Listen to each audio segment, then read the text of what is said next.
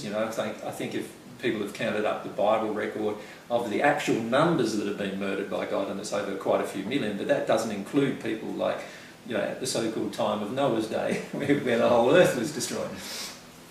And so the reality is the Bible itself, and other holy books too, portray an angry, wrathful, punishing God who agrees with the destruction of people who do not believe the same particular things that we believe. Now, this viewpoint of God is very much in error. It is way out of harmony with love, firstly. But secondly, it then justifies violence of all forms. So as long as I have a self-righteous viewpoint that my opinion is correct, my belief in an angry God then causes me to feel that certain anger within myself has a justification. So I become self-righteous.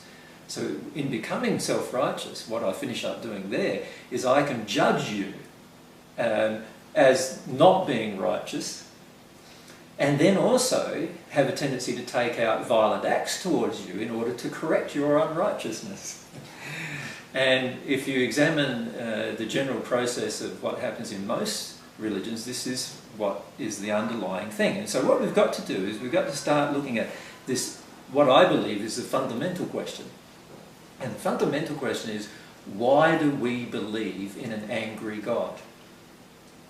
That's the fundamental question. I think there are very clear answers to that question too. And maybe we can go into some of those in a minute. But if you look at that fundamental question, while I believe in an angry God, I'm also going to believe in the justification of violence.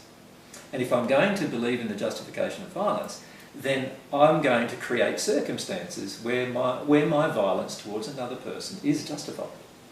Now, in some cases, that can be, well, if they attack me, I justify myself attacking them in return. Right? That has historically been the justification. Nowadays, the justification is, if they're going to attack me, then I should attack them first. That's another justification of violence.